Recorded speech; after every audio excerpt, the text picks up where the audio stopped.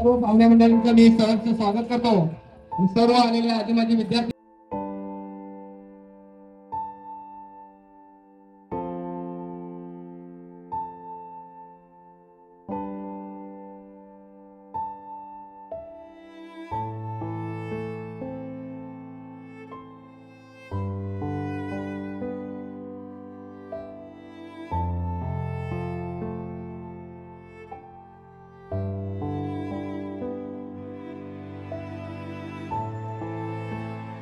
होत आहे. गुरु म्हणजे ज्ञानाचा उगम, गुरु म्हणजे ज्ञानाचा उगम आणि अखंड वाहणारा फरा. गुरु म्हणजे ज्ञानाचा उगम आणि अखंड वाहणारा फरा. ठरला आज मंगलदिनी मान्यवरांचा मेळा. या कार्यक्रमाचा आस्वाद झाला जगसमुदाय गोळा. तरी तो स्वागत आलेल्या सर्व मान्यवरांचे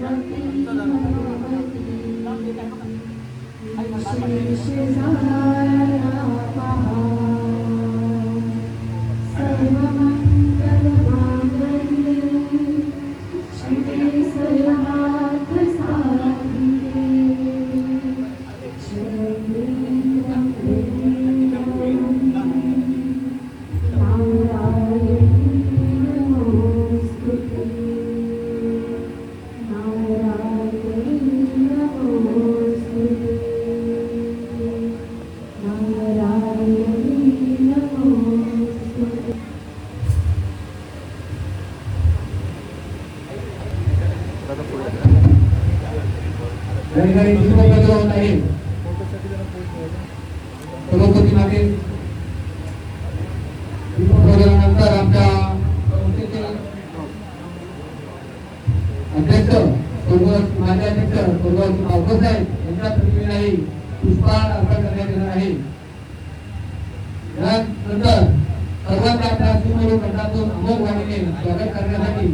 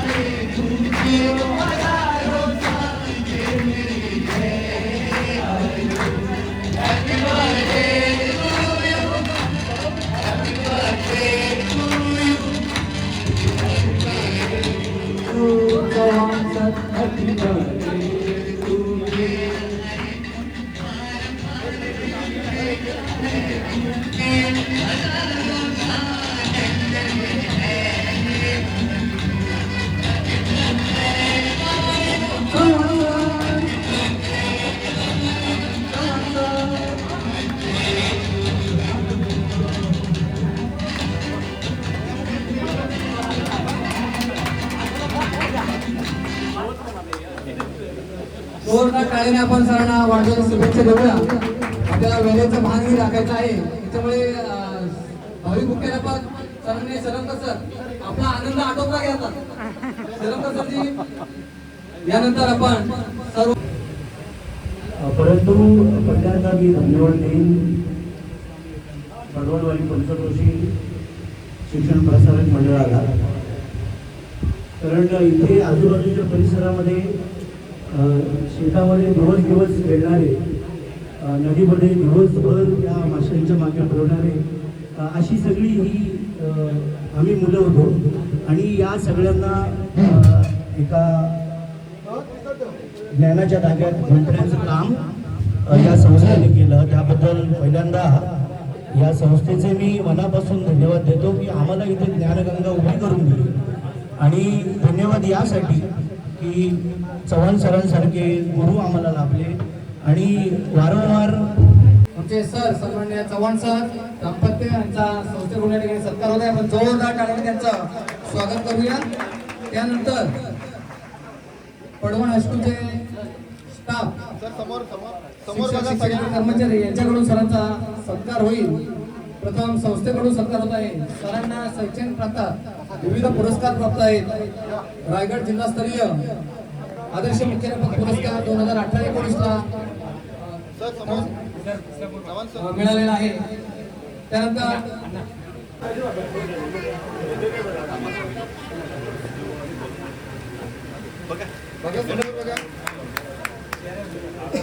समोर बघा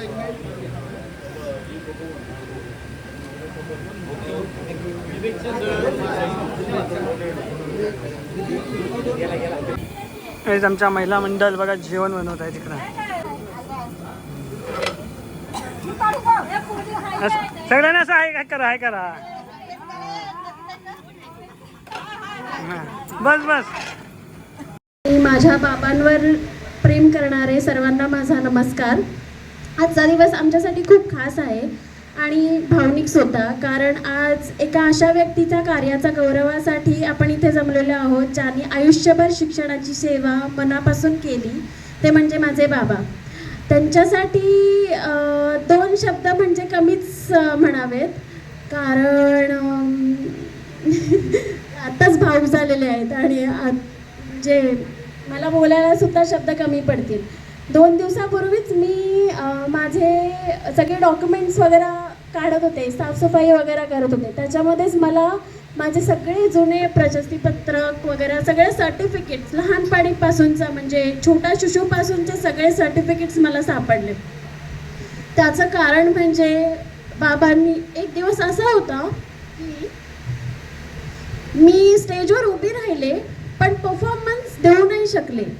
आणि त्यावेळेसच घरी जाऊन मला बाबा खूप ओरडले. म्हणजे ते कठोर जेवढे आहेत पण तेवढेच निर्मळ मनाचे आहेत.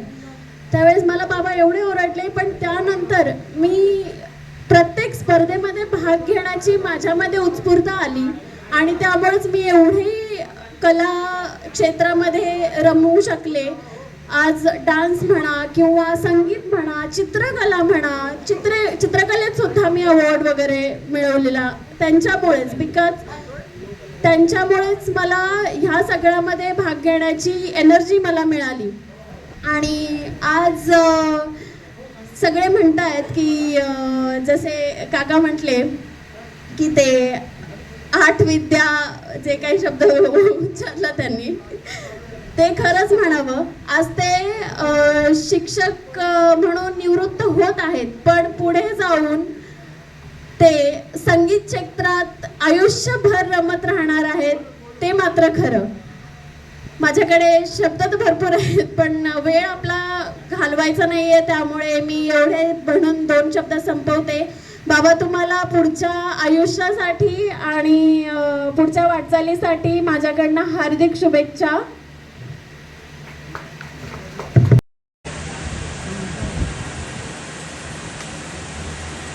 खरं तर आमचं लग्न 1998 साली झालं, परंतु सर 1995 सालामध्ये या शाळेमध्ये रुजू झाले. त्या अगोदरचं मला काय माहीत नाही, पण 1998 पासून मी सरांना अगदी जवळून बघितलंय की सर आम्ही त्यावेळेस लग्न झाल्यावर 6 महिने गिरण्याला होतो, गिरण्याला राहिलो. कारण या शाळेमध्ये सर्व शिक्षकांना म्हणजे पगार नव्हता, ग्रँट नसल्यामुळे पगार नव्हता. संस्था काही देईल त्याच्यावरच सगळे शिक्षक म्हणजे ते मानधन जे देतील त्यांच्यावरच ते आपलं हे चालू होता.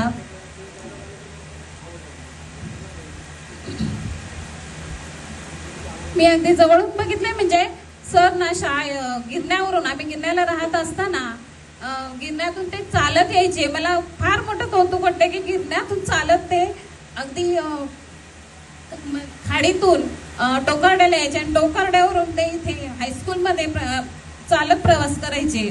त्यांनी खूप कष्ट केलेत, या शाळेसाठी खूप कष्ट केलेत. अजूनही त्यांचा जास्तीत जास्त विचार म्हणजे शाळेचाच असायचा. घरी पण काही जर झालं तरी पण हा माझ्या शाळेसाठी घेऊन जातो, किंवा काही वस्तू बनवली तरी पण ते काय म्हणणार की मी माझ्या पोरांसाठी घेऊन जातो आणि घेऊन यायचे. आता परवाचीच गोष्ट सांगते की मी फणसाचे वडे बनवले होते आणि ते फणसाचे वडे घेऊन आले.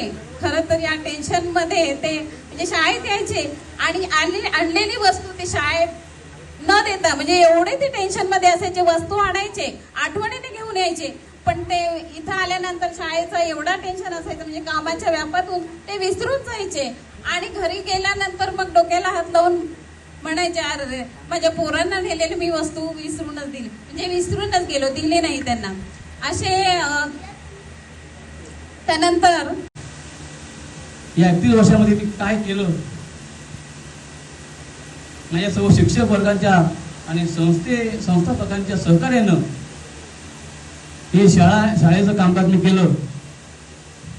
त्यांनी मला आधार दिला, त्यांनी मला खूप सपोर्ट केला आणि ही वर्ष कधी निघून गेली काय कळलंच नाही. मी स्वतःला एक भाग्यशाली समजतो की सर आपल्यासारखी माणसं मला मिळाली, सोन्यासारखी माणसं मला मिळाली. त्या ठिकाणी जगणे माझे खरे अर्थाने आपण सुंदर केलेले आहे. त्यामुळे मी आपले ऋण कधी विसरू शकत नाही. उद्यापासून जे माझं काम आहे, माझा हा एक पर्व संपलेला आहे, आता दुसऱ्या पर्वाला माझी सुरुवात होत आहे. त्याच्यामुळं या ठिकाणी शाळेबद्दल सांगायचं म्हटल्यास मला एक सांगायचं वाटतंय की सहवास सुटला तरी सोबत काही सुटत नाही.